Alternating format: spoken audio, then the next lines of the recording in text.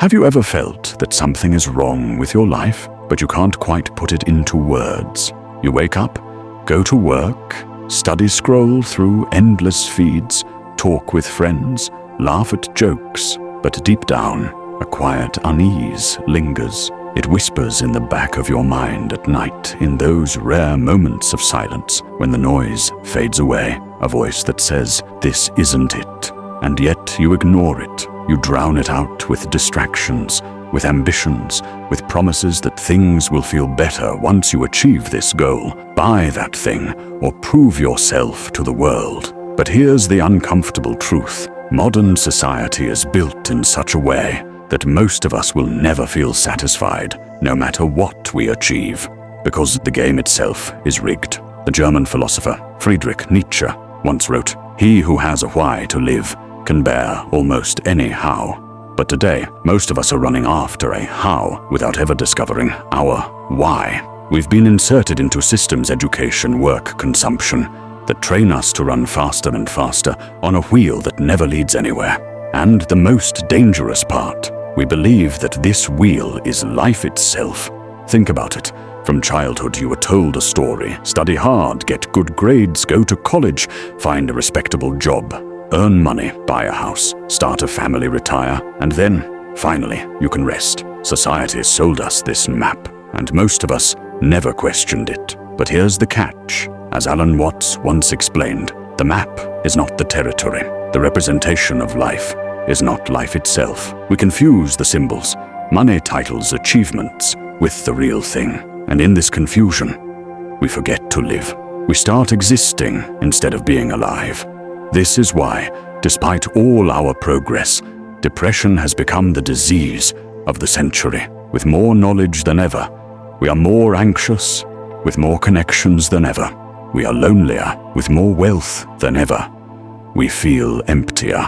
Dietrich Bonhoeffer, who resisted the Nazi regime, once said that one of the greatest acts of resistance is simply refusing to conform to a corrupt system. He believed that blind obedience, following rules without questioning their morality, is one of the gravest dangers to the human spirit. And yet isn't that what we do today? We obey the unwritten rules of modern life.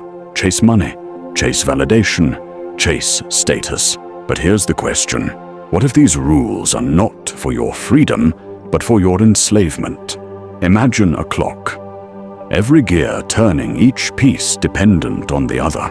Society trains you to become one of those gears moving mechanically, never questioning the purpose of the machine. You spend your life spinning, but you never ask, what is the clock actually measuring? What is all this movement for? The ancient Greeks had a word for the good life, eudaimonia. It didn't mean wealth or success.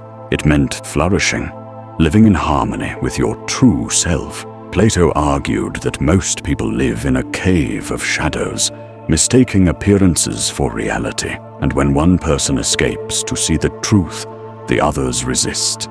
They cling to the comfort of illusion, and that's exactly what we are doing. We're clinging to illusions, status, possessions, recognition, while ignoring the real substance of existence. We celebrate progress, yet something essential inside us is breaking. Here's the paradox. The more we try to control life, the less alive we feel. The more we chase happiness, the further it runs away. Because happiness is not found in chasing, it's found in being. But let's pause. Let's not just criticize society. Let's turn inward. Because the deception of modern life is not only external, it lives inside of us. Ask yourself, how many of your actions today were truly yours? How much of your life is dictated by genuine desire, and how much is just conditioning, obligation, expectation? Did you wake up and follow your soul's hunger, or did you simply follow the script handed to you? Carl Jung believed that the greatest burden of life is to live out what is unlived within us. The parts of ourselves we suppress, the desires we ignore, the dreams we bury. They don't disappear, they haunt us. They show up as anxiety, emptiness, and despair. Could it be that your deepest suffering is not because of what you lack, but because of what you've refused to honor within yourself? Let me tell you a story. There was once a man who spent his life climbing a ladder, believing that at the top he would finally find fulfillment. He sacrificed his youth, his health, his relationships, everything, just to keep climbing. And when he reached the top, he realized something terrifying. The ladder was leaning against the wrong wall. How many of us are climbing the wrong ladder? How many of us will wake up at 60 or 70 only to realize we spent our lives chasing illusions? This is the social optical illusion of our age. We confuse motion for progress, busyness for meaning, success for happiness, and by the time we realize the difference, it's often too late. But it doesn't have to be. There is another way. The first step is to stop running, to stop obeying without questioning, to pause and look around. Nietzsche warned against becoming what he called the last man, a creature who seeks only comfort, who avoids all risk, who is content with shallow pleasures, but never dares to live deeply. Modern society is creating millions of last men, safe entertained, numbed but hollow. Do you see yourself in that description? Safe, but unsatisfied, comfortable, but restless, surrounded by everything you need, yet feeling like something is missing. That's the deception. That's the illusion. So how do we break free? First, by remembering that life is not a problem to be solved, but a reality to be experienced. Alan Watts said, "The meaning of life is just to be alive." It is so plain and obvious and simple, yet everybody rushes around in a great panic, as if it were necessary to achieve something beyond themselves. Second, by daring to live differently. Machiavelli once observed that people cling to the familiar even when it harms them, because change terrifies them. But true freedom requires courage, the courage to step off the well-worn path and create your own. Third, by embracing uncertainty. The need to control everything is the root of our anxiety. But life by its very nature is unpredictable, and that is not a curse. It's a gift without uncertainty. There is no adventure, no discovery, no growth.